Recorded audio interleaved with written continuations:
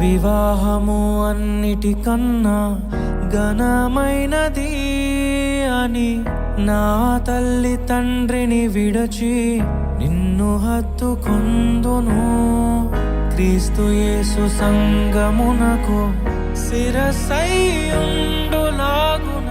నేను నా భార్యకు శిరస్సుగా ఉండెదను. నా ప్రియ సఖివే నాలో భాగస్వామివై యేసును వెంబడించు సహవాసివై అంతము వరకు నీకు తోడయుండి క్రీస్తుని నీడలో ఫలించెదము. పరలోక సాక్షిగా నీ సన్నిధిలో నేను పరమాత్ముని కార్యముగా ఈ యాత్రను కొనసాగింతును.